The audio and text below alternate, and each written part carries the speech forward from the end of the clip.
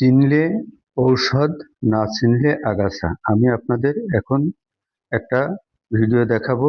একটা গাছ আপনারা দেখেছেন, এই গাছটা কোনো কোনো জায়গায় ধুতরা বলা হয়, কোথাও ধতুরা বলা হয়, আবার কোথাও ধুস্তর বলা হয়। এই গাছের এই যে ফল আপনারা দেখতে পাচ্ছেন, এইটা দুই ধরনের ধুতরা গাছ। একটা হচ্ছে শ্বেত ধুতরা, আর একটা হচ্ছে কনক ধুতরা। আপনারা এই শ্বেত ধুতরা আপনারা দেখতে পাচ্ছেন।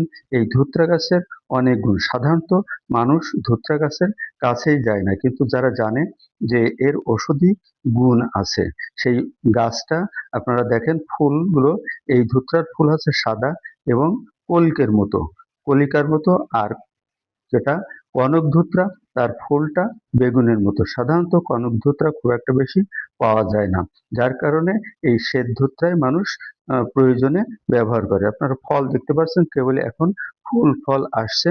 এই ফুল, ফল এবং পাতা মানুষের অনেক উপকারে লাগে। ঔষধ হিসাবে এগুলো ব্যবহার করা হয়। এর শিকড় পর্যন্ত ঔষধ হিসেবে ব্যবহার করা হয়, কিন্তু কেউ যেন বেশি পরিমাণে না খায়।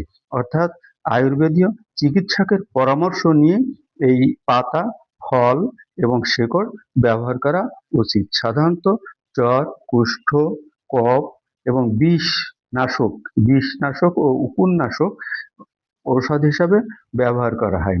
যদি কারো দাঁত বা কানের গোড়া ফুলে যায়, বা ঠান্ডা লেগে গলা ফুলে গেলে ধুত্রা পাতার রস কিঞ্চিত আফিম মিশ্রিত করে বেদনা স্থানে লাগালে অবিলম্বে বেদনা প্রশমিত হবে।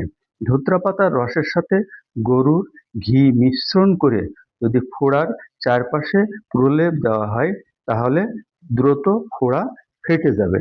তাছাড়া যাদের শ্বাস প্রশ্বাসে কষ্ট হয়, তারা যদি সামান্য পরিমাণে ধুত্রা পাতার শুকনো গুঁড়া কলিকায় দিয়ে শ্বাস টানে, তাহলে সেটা শ্বাসকষ্টটা প্রশমিত হবে।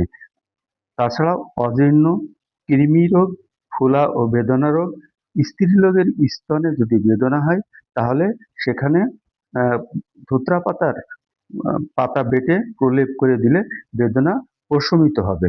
এই গাছের গুণটা অনেক।